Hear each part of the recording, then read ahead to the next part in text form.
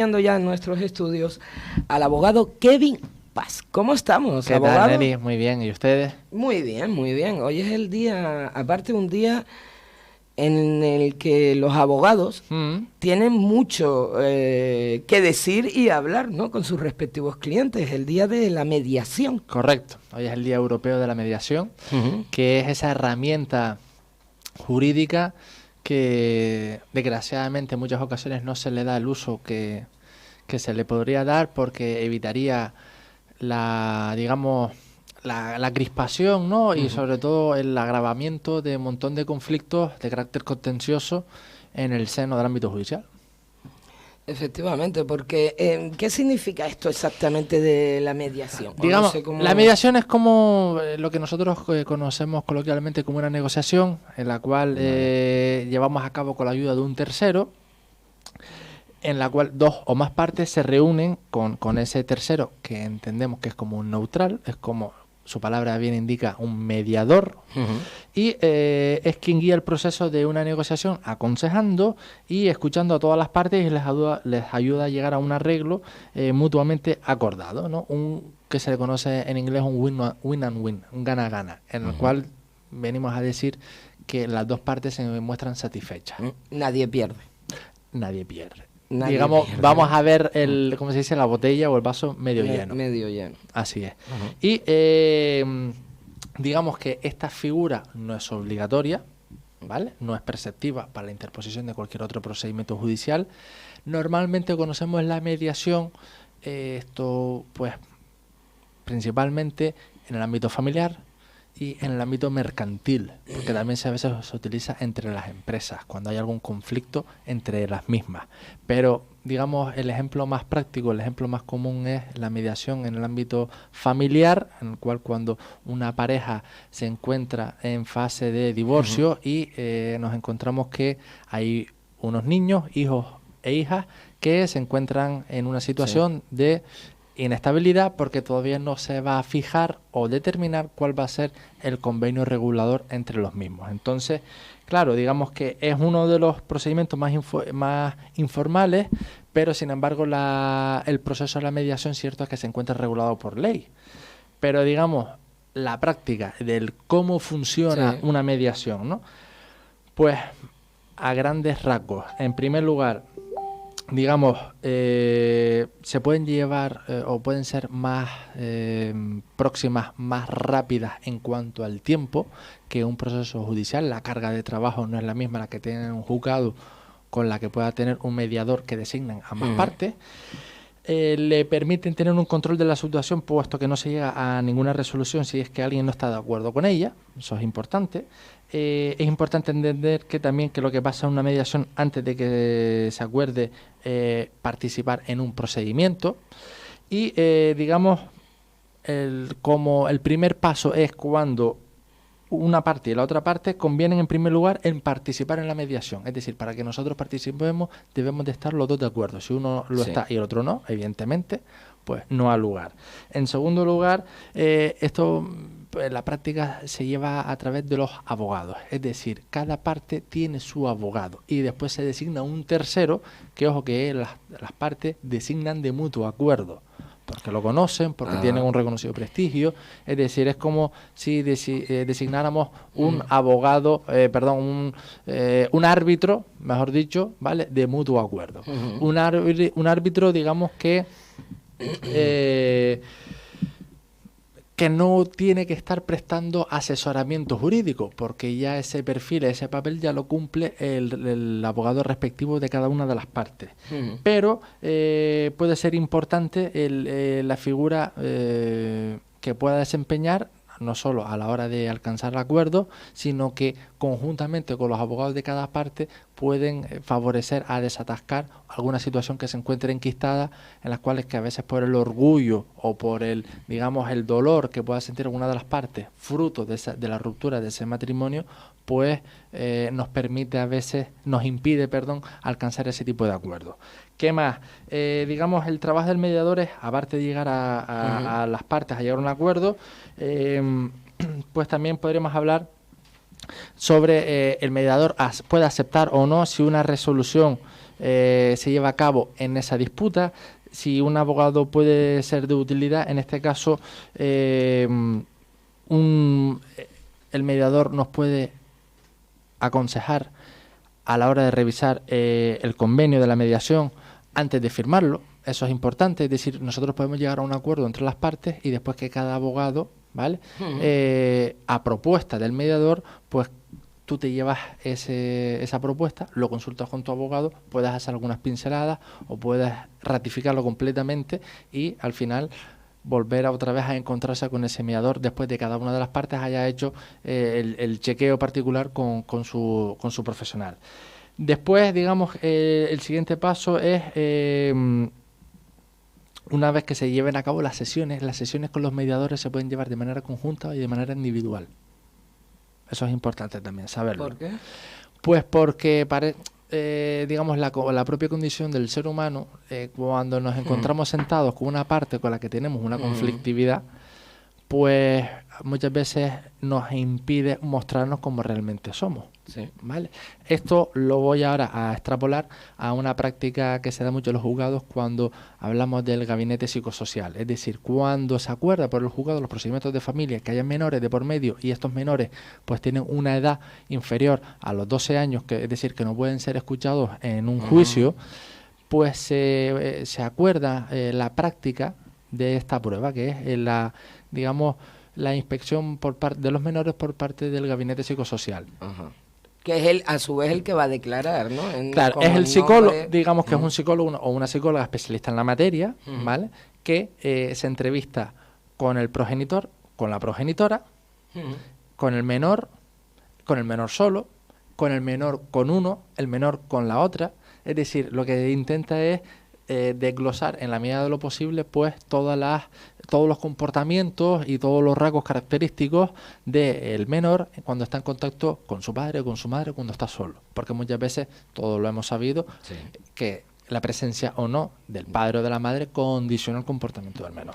Bueno, pues eso, me voy a guardar eso, porque creo que luego hablando del PIN parental, el condicionamiento del menor. Bueno, eso ya es un debate que aquí nos daría para 4 batiburrillos, ¿no? Pero bueno, vale. Por ir concluyendo y terminar resumiendo, ¿no? Si las partes no llegan a un acuerdo y no desean programar otra sesión de la mediación termina sin haber llegado a una resolución y las partes quedan en libertad para llevar el asunto al tribunal si así lo consideran oportuno, y muchas veces la mediación se termina con un acuerdo, pues digamos que el mediador ayuda a las partes a poner esos acuerdos por escrito, es decir, se le da un poquito más de seguridad jurídica.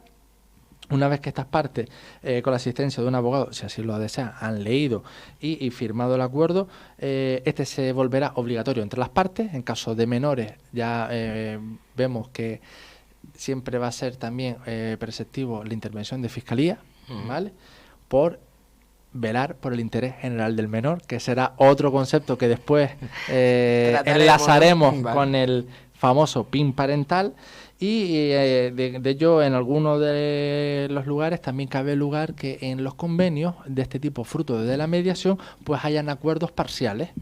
Es decir, oye, nosotros estamos de acuerdo en este concepto o en esta particularidad, pero en este otro no. Bueno, este otro lo judicializamos y que sea un juez, un tercero que decida, y esta parte en la que sí estamos de acuerdo, pues lo escribimos y lo ratificamos. Comentabas que normalmente se utiliza esta figura en procesos familiares, ¿no? Y en mercantiles. Sí. No se puede llevar a procesos penales, ¿no? No, pero me gusta que hayas comentado esta puntualización porque está relacionado con un concepto que es la justicia restaurativa. A ver, ¿vale? La justicia restaurativa es un concepto en las cuales se empleó, por ejemplo, con las víctimas del IRA. ¿Vale? Sí. Las víctimas del IRA, del movimiento terrorista de Irlanda del Norte. Pues en las cuales los hijos y las hijas de las personas que habían sido asesinadas por esta banda terrorista no querían, no hablo al particular, ¿vale? Hablo de algún caso en concreto, no quería que el autor del asesinato de su familiar entrara en prisión o que cumpliera la pena privativa de libertad, sino lo que querían saber era el motivo por el cual les había motivado o les había llevado a hacer esa actuación. Es decir, muchas veces ellos decían, pero ¿por qué has matado a mi padre? ¿Pero por qué has matado a mi madre? ¿Qué es lo que te ha hecho? Tú no... Es decir, y muchas veces lo que ellos lo que quieren es tener una conversación que conlleva todo el tipo de emociones, llanto, ira, rencor y demás. Y muchas veces se encontraba en este aspecto. Te pongo un ejemplo que se da con mucha particularidad en el día a día en los tribunales de España. Dime. Cuando estamos hablando de los daños, ¿vale? Nos encontramos con los delitos de los daños. Una persona es condenada, te pongo un ejemplo, no lo sé, una persona fruto de una pelea rompe el coche del otro. Sí. ¿Vale? O a lo mejor una discusión, un accidente de tráfico, al final te vas al coche y en vez de pegarle a él, lo que haces es le pegas al capó del coche, le rompes un cristal, le rompes el coche. Delito de daños cuando te supera los 400 euros.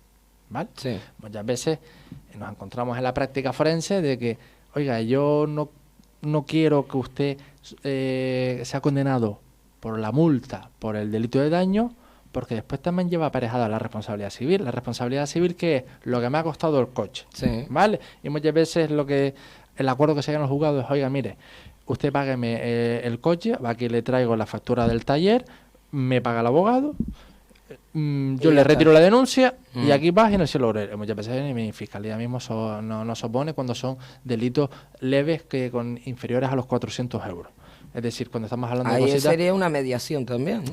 Es una mediación encubierta, sí, efectivamente, porque al fin y al cabo el letrado de uno con el letrado de otro se sienta, llega a un acuerdo, oye, mira, vamos a llegar a un acuerdo, mi cliente te paga los desperfectos y tú retiras la denuncia, yo no me voy a poner y ya está. Y es un principio de justicia restaurativa. Muchas veces te pongo el ejemplo de, no sé, unas peleas también, No, pero no, oyéndote me acuerdo del CEMAC. ¿No? Esa antes de ir a un juicio laboral. El CEMAC no deja de ser un servicio de mediación y arbitraje. Ahí está, ¿no? Es lo mismo. Me acabo de acordar de eso. Bueno, también se estila, ¿no? Pero bueno, yo te lo comentaba como tú me habías hecho el comentario de la justicia penal, ¿no? Del derecho penal. Claro.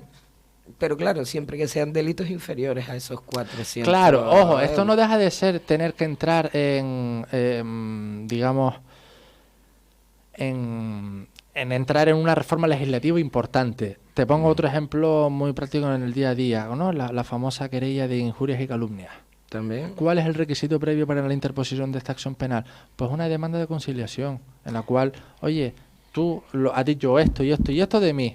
Y yo quiero... Tú regulas, tú te retrotraes de tus comentarios, de lo que has dicho. Sí, ya está.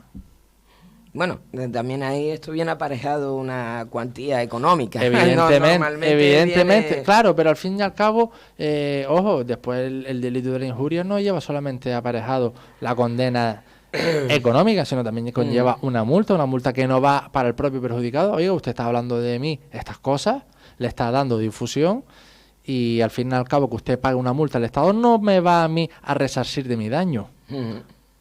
Digamos como que viene siendo el perdón del ofendido. Pues... Ojo, es un concepto que en España no está nadie instaurada. No. Se ha intentado fomentar. Pero no es precisamente, no nace precisamente este sistema de mediación para no colapsar esos juzgados y tal, debería utilizarse también más, forma parte de la cultura de cada país, de cada Estado miembro, ¿no? De la Unión Europea. Es decir, después cada uno no dejamos de ser latinos y tener la sangre, ¿no? Un poco caliente y que con poco vamos, ¿no? Pero cierto es que no ha triunfado. No ha triunfado. Será cuestión de darle una pensada, de volver a darle otro enfoque, a ver si se podría fomentar, pero en principio los datos son los que son. Bueno, pero lo que sí podemos transmitirle a los oyentes que existe también aquí en España y se puede utilizar. Evidentemente, y hay abogados que se han especializado, en esta figura, en la figura del mediador, y que está. Lo que pasa es que, ojo, si a lo mejor el día de mañana nosotros podríamos, hacerlo preceptivo, antes de iniciar un procedimiento judicial, usted acométase ya a la mediación. ¿Qué es lo que sucede? Que la mediación se puede dilatar mucho en el tiempo. Y cuando estamos hablando de cuestiones de menores, lo que se necesita es premura y que haya una resolución jurídica argumentada o fundamentada que vele y proteja los derechos y deberes de los menores. Que vele y proteja los derechos de los menores. Oye, ¿cómo se ha hablado de los menores en estas últimas semanas? Sí. A veces se habla constructivamente y en otras ocasiones muy destructivamente, pero bueno, eso cada cual lo puede interpretar. Bueno, vamos a ver. Kevin Paz, abogado. Estaba loquita por hablar con usted. Sí. Vale. Sí. Espero que sea para una cuestión jurídica. Efectivamente, vamos a ver. Es que eso de estaba loquita, hablar con usted. Por hablar con usted, por el tema de, claro, jurídicamente. Me quedo tranquilo. Hombre, por favor, no, Kevin, por favor. Es más. Es una broma. Una broma que. Y mira que aquí más de una vez digo, bueno, usted y yo no, porque no creemos de la misma manera a la hora de firmar los papeles. Yo sé que tú eres muy tradicional y yo soy un poquito más. Más moderno. Más moderno, sí. Vamos a decirlo así. Bueno, vamos a ver una cosa, Kevin, el PIN parental. Te voy a decir lo que plantea por parte de vos, ¿vale? Vale. Tenemos lo que todos los medios y lo irán luego también, o sea, no han parado de repetir. Según Vox, o como lo plantea Vox, es una solicitud escrita que va dirigida a los directores de todos los centros educativos, en la que los padres piden que se les informen previamente a través de una autorización expresa sobre cualquier materia, charla, taller o actividad, porque aquí es donde yo veo el matiz, ¿no?, que afecte a cuestiones sobre la identidad de género, el feminismo o la diversidad LGTBI, de tal forma que los progenitores puedan dar su consentimiento para que su hijo asista o no. También este partido, bueno, ahí entraríamos a hablar ya de política, ¿no? Porque ellos consideran que estos contenidos pueden ser intrusivos para la conciencia y la intimidad de los menores. ¿Vale? Al contrario que el Partido Socialista, que hablaba la ministra Isabel Celaá, hablaba de que los hijos no pertenecen a los padres, y también que van a llevar a los tribunales, van a llevar este pequeño, porque esto lo quieren implantar en la Comunidad de Murcia, en la Comunidad Andaluza y en la Comunidad de Madrid. De hecho, Vox apoyaría los presupuestos de estas comunidades siempre y cuando, porque he visto todas estas declaraciones hoy a lo largo del día, siempre y cuando se apruebe el PIN parental también en estas comunidades. Por otra parte, también la ministra decía que es el derecho de los padres a educar a sus hijos conforme a sus convicciones morales no pueden estar por encima del derecho de los niños a recibir una educación, recogido en el artículo 27 de la Constitución y en distintos artículos, ¿vale?, de la Ley de la Educación, y en sintonía con la Convención sobre los Derechos del Niño, la Declaración Universal de los Derechos Humanos, el Memorándum de la Comunidad Económica Europea contra el Racismo y la Intolerancia. Sí. ¿Se puede judicializar esto? Sí, esto tiene carne de juicio. ¿Sí? Está claro. Sí. Sin ninguna duda. Se la ha requerido previamente, administrativamente, a la comunidad autónoma, pues para que no lleve a cabo este tipo de decisión, pero yo creo que esto va a terminar por judicializarse. Lo que pasa es que, claro, el ámbito jurídico está orquestado de tal manera que cabe que da lugar a muchas interpretaciones, y muchas veces esas interpretaciones son evidentemente súper contradictorias. Vamos a partir hasta incluso de la base de la Constitución. Yo lo que voy a intentar ahora es determinar determinados artículos, para la redundancia, de la Constitución española y de otras leyes, como has mencionado, la Convención de los Derechos del Niño, las leyes de las propias leyes específicas en materia de protección jurídica del menor y otras cuestiones, ¿no? Cierto es que parece ser que la frase manifestada por la ministra de que los hijos no son de sus padres han sido los que más revuelo han causado, ¿no? Entonces yo estoy de acuerdo ahí con la ministra. Claro, mi hijo no es mío. Claro, o sea, es mío, pero Claro, es decir, vamos a ver, tu hijo estudia hasta los 18 años, vamos a empezar, ¿no? Y a los 16 o soy ya... responsable de él hasta los Claro, 18. es decir, una cosa es la patria potestad y otra cosa es los derechos y las obligaciones que tú tienes con tu hijo y esos mismos derechos y obligaciones que tienen su hijo con sus padres. Sí. Que si lo recordarás, Neri, nosotros tuvimos un batiburrillo específicamente de eso. De eso, ya lo comentamos ya, o sea que es hasta verdad. cierto punto hemos sido un poquito vanguardistas en ese aspecto. Pero bueno, aparte de rompernos una lanza a nuestro favor, vamos a ser un poquito más coherente, ¿no? O vamos a intentar serlo. Después, claro, el punto de la coherencia cada uno lo puede tener en otro lado. Bueno, vamos a intentar por Mira, lo menos yo darnos pongo la opinión. un ejemplo práctico. Ujú. Que en estos días este tema está en debate ya no solamente en el ámbito jurídico, sino en el ámbito social, y cualquier mesa en la que te sientes, pues se saca este tema a relucir. Imaginémonos un escenario en el cual un niño o una niña sufre un accidente, ¿vale? Se encuentra hospitalizada Ujú. y requiere un tratamiento médico. Ese tratamiento médico puede consistir en la transfusión de sangre. Sí. Vale, yo no sé si lo han comentado ya, ¿vale? No. Pero, lo han comentado, bueno, por la particularidad ideológica y religiosa, por el dogma religioso que pueda profesar alguno de los progenitores, estos deciden Que no se le realice. que no se las realicen porque van en contra de sus creencias religiosas. Sin la autorización y el consentimiento expreso De los padres. de los padres, esa actuación no se va a llevar a cabo. ¿Qué vamos a permitir? Que se muera el niño, que se muera la niña. No va a intervenir el Estado en velar el interés general del niño, porque el niño con 3, 4, 5, 6, 7, 8 años no sabe, y que me perdonen los creyentes, no tiene claro la no? creencia religiosa, no la tiene. ni la religiosa ni la ideológica, y muchas veces ni su propia orientación sexual, ¿vale? Exacto. Entonces, voy más allá. El debate que no tuvimos hasta hace mucho con el tema de las vacunas, Exacto. ¿vale? Sí. No, hasta hace mucho no, y de hecho... Hablo del año pasado. Sí, exacto, y se está regulando Los ya brotes- para los por brotes que ley se están volviendo se a surgir. vacune en muchos países europeos. Es decir, Ahí está. y otras veces no te dejan entrar en determinados territorios nacionales, en determinados países, si usted no está vacunado. Sí. Y por mucho adulto que tú tengas. Entonces, lo que quiero decir con todo este rollo que he soltado es, ojito, es decir, si usted tiene unos derechos y unas obligaciones, vamos a ver, si hay una familia destructurada o no se está llevando a cabo por parte de los padres y de las madres un comportamiento adecuado que cumple una serie de requisitos, el servicios sociales interviene y administrativamente se te quita la custodia del menor o de la menor. Ujú. Vale, o sea que no, vamos a ver. Ojo, que después te dicen mucho a tono de broma, de burla. Bueno, pues entonces le voy a pasar las facturas a papá Estado para que... Sí, de todo lo que me ha costado, ¿no? Pero vamos a hacer...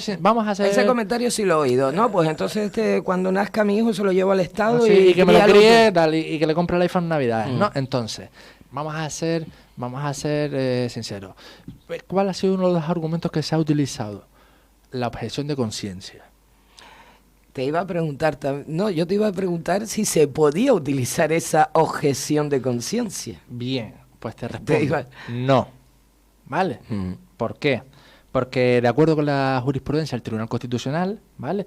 La única objeción de conciencia que está prevista en la Constitución es la relativa al servicio militar obligatorio del artículo 30 de la Constitución española. Por lo que cualquier otra objeción de conciencia ha de estar prevista expresamente por el legislador, como es el caso de la medicina. En el caso, digamos, en la Ley Orgánica 2/2010 de 3 de marzo, que es la Ley de Salud Sexual y Reproductiva y de la Interrupción Voluntaria del Embarazo, en su artículo 19.2, se recoge esa objeción de conciencia, es decir, determinados médicos que no quieran llevar a cabo o practicar el aborto a un paciente, ¿vale? Pero en este caso sí se puede recoger. En este caso no, porque No. en la legislación educativa no se encuentra regulada la objeción de conciencia. ¿Vale? Sí. Es decir, lo que te viene a decir el marco constitucional es, oiga, la objeción de conciencia está para el servicio militar, ¿vale? Que fue cuando se la cargaron. Sí. Bien.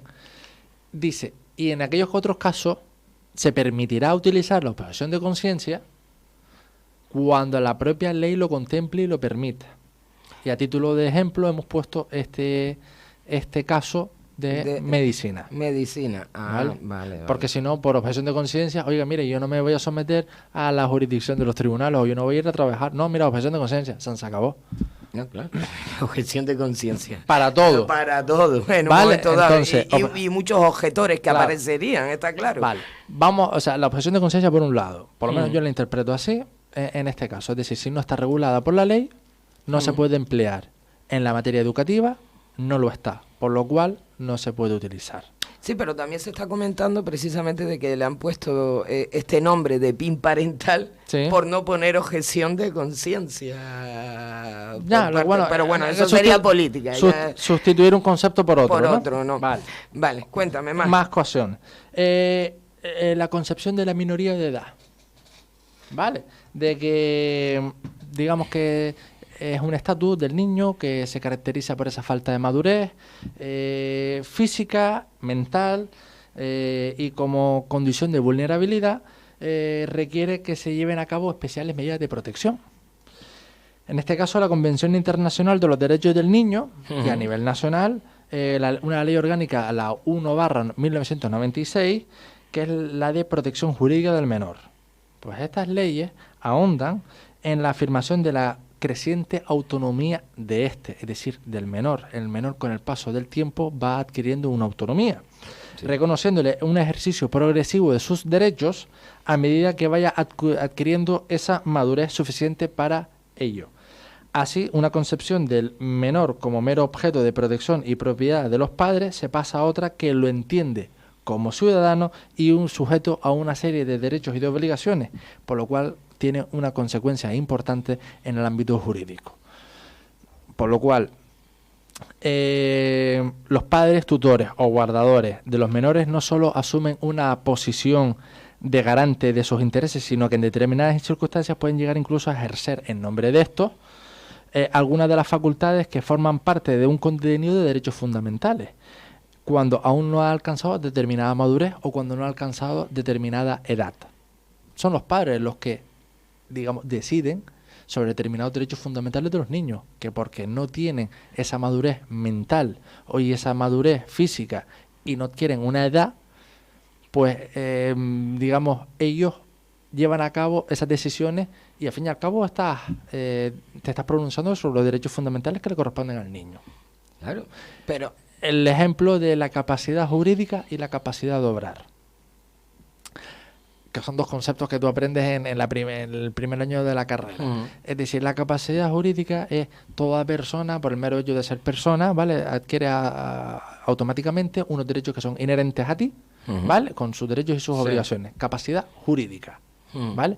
Pero la capacidad de obrar es cuando tú por ti mismo puedes llevar a cabo esos derechos, ¿vale? Por lo cual, tú durante unos años, hasta que alcances la mayoría de edad, tienes una capacidad jurídica, pero no la de obrar. Mientras tanto, hasta que tú no alcances esa edad de los 18 años, tus padres deciden por ti. Ahí está. ¿Vale? Sin embargo, esas decisiones de ellos pueden estar vulnerando tus derechos fundamentales. Claro. ¿Vale? Sí, de una manera, y a lo mejor ese entendimiento de la vulnerabilidad, igual los propios padres no lo pueden tener y otros sí. Se lo puedo quitar hasta con el hecho de decirle, no quiero que vayas al colegio. Que ahí sí que ha entrado también el Estado a regular y, oiga, no, los niños tienen que ir al colegio hasta los 16 años obligatoriamente. Bueno, tú que eres mayor que yo, ¿no? Pero bueno, las generaciones de mis padres, es decir, de hecho, muchos de ellos ya con 12, 13 años, 14 años ya dejaban de ir a la escuela. Sí, por lo cual se podían ir a trabajar y además. Al final el Estado lo que ha hecho es, no, yo intervengo usted hasta los 16 años. Tiene que estar en el colegio. Obligatorio. Y hoy en día eso ya nadie lo discute, ¿no? Que yo me imagino en aquella época que precisamente tú has puesto el punto, ¿no? Que normalmente, pues claro, eran tantas las familias, tantos los hijos, que lo que se hacía era mandarlos a trabajar. Claro. Y me imagino la que se pudo liar en aquel momento, porque el Estado dijo, no, su hijo tiene que estar estudiando hasta los 16 años en el colegio. Dice, bueno, ¿y ahora quién va a traer o quién contribuir a la economía de la casa? Me imagino también en aquel momento la polémica. Pero bueno, se avanzó y ahora lo hemos visto con otra perspectiva del pasado y hemos visto que se acertó. Pero claro, la facultad de los padres y de las madres a la hora de decidir por sus hijos, también en el ámbito de las convicciones o de las creencias religiosas, ¿vale? Es limitada en cuanto en el tiempo y está condicionada a que el menor carezca de esa madurez suficiente como para decidir por sí mismo, que terminará decidiendo por el mero paso del tiempo. Sí, sí, es así. ¿Vale? Sí, es que... Y es verdad que somos nosotros. Yo te voy a poner un ejemplo. Ya no solamente lo voy a monopolizar en la Iglesia Católica, sino te extrapolo a otro tipo de religiones. Esas ceremonias que se llevan a cabo, las comuniones, pregunta cuánta gente ahora de adultos, si, sabiendo lo que saben ahora o teniendo la madurez que tienen ahora, lo volverían a hacer o no. No hablo solamente de la comunión, hablo de otro tipo de ceremonias. Sí, cualquier tipo de ceremonias que se realicen religiosas a lo largo del crecimiento de ese niño. Claro, o niña, claro. ¿Vale? Por ir profundizando. Y normalmente es por decisiones mías. O sea, de los padres. Claro. Es que, fíjate. Pues, mi hijo nunca le pregunté si quería que lo bautizara. Lo bauticé porque yo quise. Claro, nadie le ha preguntado. Y un bebé de X meses, ¿qué va a saber? Ahí está. Y tampoco le pregunté en un momento dado si quería o no quería hacer la comunión. Y ya era más grandecito. Te voy a hablar de un artículo que me parece que es bastante ilustrativo. El artículo 5 de la Convención de los Derechos del Niño. ¿Vale? Que dice que no existe un derecho de los padres sobre las conciencias de sus hijos, sino una mera facultad de guía. Qué explícito, muy bien. ¿Vale? El artículo 6.3 de la Ley Orgánica de la Protección Jurídica del Menor, que facilite, los padres deben de facilitar el desarrollo de su autonomía también en materia de creencias, ¿vale? Lo que no te está diciendo que tiene que ser una en concreto, sino, oiga, usted puede facilitar el desarrollo a adquirir una creencia si así lo desea. No se le imponga, guíalo, ¿vale? Lo que pasa es que al final se ha utilizado el verbo... vamos a decir, menos adecuado. Una consecuencia directa sobre un planteamiento proyecta sobre una libertad de los menores de edad y es la necesidad de proteger jurídicamente un proceso de formación, gestación y maduración de sus convicciones, es decir, la libre formación de su conciencia. La conciencia, al fin y al cabo, por nuestros padres y nuestras madres, hablo de la mía, hablo de una experiencia personal, evidentemente lo que tú has lo que a ti se te ha inculcado en tu casa de una manera o de otra, al final no deja de formar parte de tu personalidad en el futuro, ¿no? Pero claro, centrándonos en una parte jurídica, el derecho, por ejemplo, que esta es otra, ¿no? El derecho de los padres a elegir una formación religiosa y moral de sus hijos y a optar en suma por un modelo educativo concreto de acorde con las convicciones de los propios padres. Estos encuentran un límite... Ya lo estamos adoctrinando. Claro, es decir... claro. A los niños lo estamos adoctrinando a lo que nosotros decimos, a lo que queremos. Claro, o de lo que nosotros entendemos o podamos entender que es lo mejor, ¿no? Exacto. Vale, pues se encuentra su límite, esta convicción, en el deber de procurarles una educación integral que contribuya al libre desarrollo de su personalidad y de su autonomía en los términos previstos en el artículo 27.2 de la Constitución Española que señalaste antes.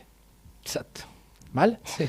El pacto constitucional, lo que te comenté, cierto es que es un artículo lleno de contenidos que pueden llegar a ser contradictorios en la medida que se trató de conciliar el derecho fundamental con el derecho fundamental a la educación con la de la libertad religiosa. El peso que antes tenía las características religiosas, la religión, en este caso, la Iglesia Católica, en la educación española, ¿vale? Digamos, esas tensiones entre los dos polos ha sido constante, ha sido especialmente virulenta en la conexión con esa confesionalidad encubierta por parte del Estado, que decimos que somos aconfesional, sí, pero al final más que aconfesional somos... Queda bonito en el papel. ¿Vale? que está recogido en el artículo 16 de la Constitución Española. Pero... voy más, el reconocimiento como un derecho de que los padres y las madres puedan elegir la enseñanza que esté de acuerdo con sus convicciones religiosas y morales. Artículo 27.3 de la Constitución. Que esto fue un argumento que sí se utilizó contra aquella famosa asignatura de educación para la ciudadanía. Eso porque... Y que llevó a algunos de que plantearan objeción de conciencia frente a la misma. Fueron utilizando este artículo, el 27.3 de la Constitución Española. Pero no se le permitió por eso de la objeción de conciencia. Si no está regulada por la ley. Vale, por lo cual, Te voy a... preparándome esto, encontré unos artículos, sobre todo unas sentencias que los desconocía totalmente. Una sentencia del Tribunal Constitucional de hace no más de un año, ¿vale? En el cual se avaló por parte del Tribunal Constitucional ayudas públicas a centros concertados que segregaban a los alumnos por sexos. Se les quitó. No. No, a ver, disculpa. Una sentencia del Constitucional que avaló. Que avaló. Que avaló, que apoyó. Que apoyó, ¿sí? Exacto. Ayudas públicas, ¿vale? A centros concertados que a su vez estos centros segregaban a sus alumnos por sexos. Claro, pero es que eso no puede ser. ¿Vale? Pues el Constitucional te dice... Pues sí, el Constitucional dijo que sí. Mira, estas ayudas públicas son legales, ¿vale? Una de las magistradas que resolvió esa sentencia del Tribunal Constitucional hizo un voto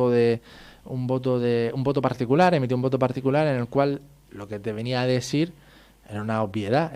Oiga, mire, la separación de niños y de niñas en un centro, ¿vale?, es incompatible con un modelo educativo que tiene como eje principal la igualdad entre los géneros. Claro. ¿Vale? Pues digamos, estas sorpresas que te depara la justicia las tenemos, ¿vale?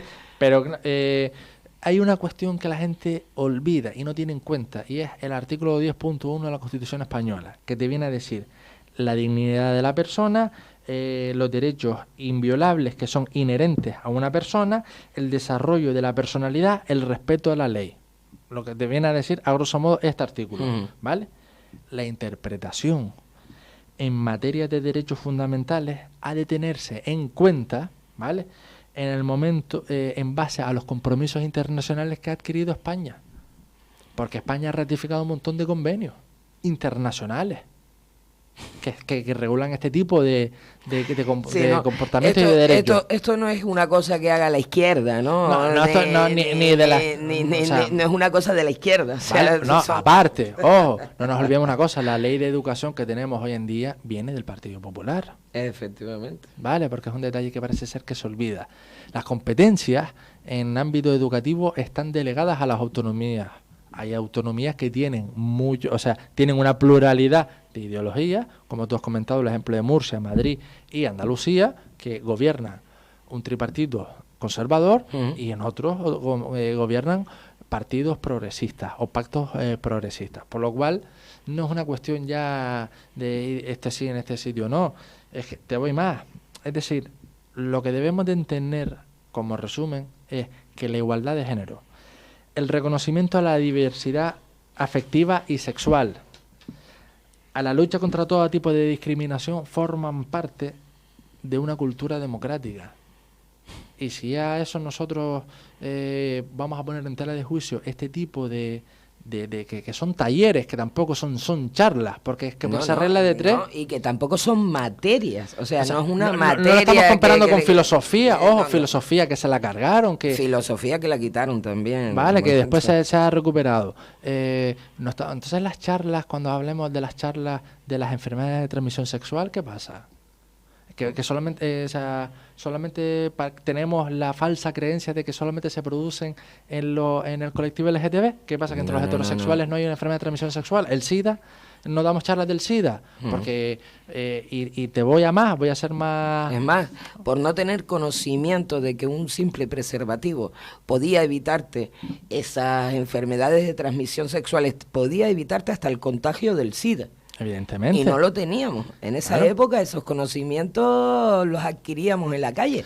Nadie nos lo explicaba como debían explicarlo, como lo explican hoy en día. Que a mí es que todo este tema educativo, de verdad, que creo...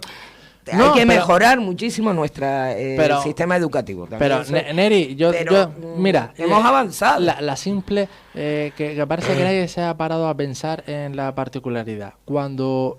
teníamos en el colegio la religión, Sí. Los que no querían religión tenían alternativa. Ética. Bien, tenías un profesor preparado para alternativa. Ahora, ¿qué pasa? Que vamos a contratar a más profesores simplemente para que cuando se imparten esa clase, ese momento, ¿quién va a atender a esos 3 o 4 o 5 niños o niñas? Ojo, que ellos mismos no es que ellos no quieran que se les dé esta charla, es que sus padres son los que quieren que no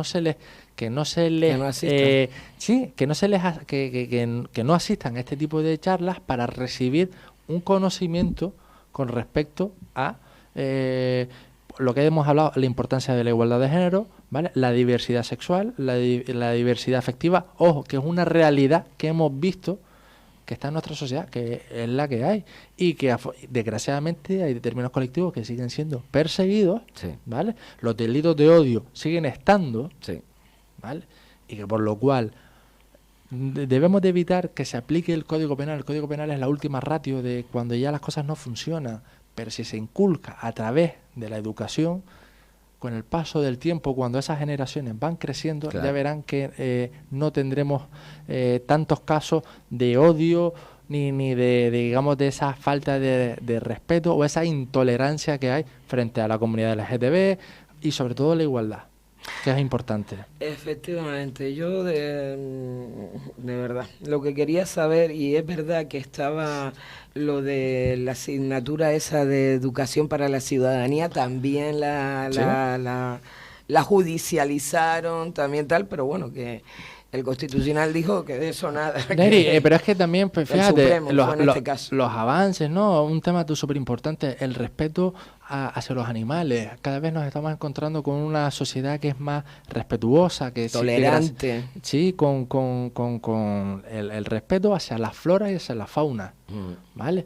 Y que no estamos hablando solamente de perros y de gatos, que desgraciadamente son los casos más comunes o que más relevancia tienen, ¿no?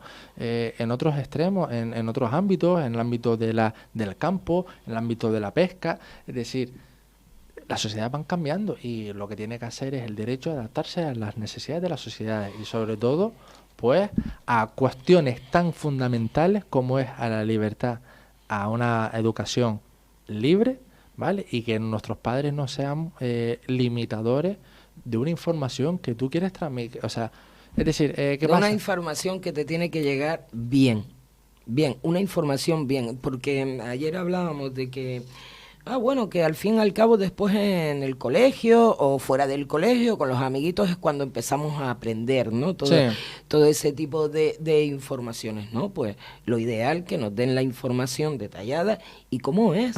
Aparte, es única y exclusivamente información, no es,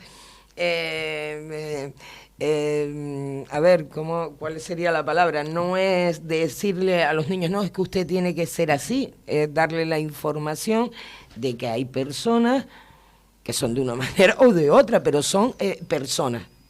No, y cada vez lo vemos más, por un ejemplo muy práctico, la transexualidad, vemos cada vez más niños más transexuales. Oye, igual este tipo de charlas permiten a niños que tienen una lucha interna, niños y niñas que tienen una lucha interna, pues crecer emocionalmente como persona bien, ¿no? El día de mañana emocionalmente. Y de que tenga un mínimo conocimiento de información, pues oye, que le pueda servir de ayuda, pues para y a lo mejor ubicarse en su identidad de género.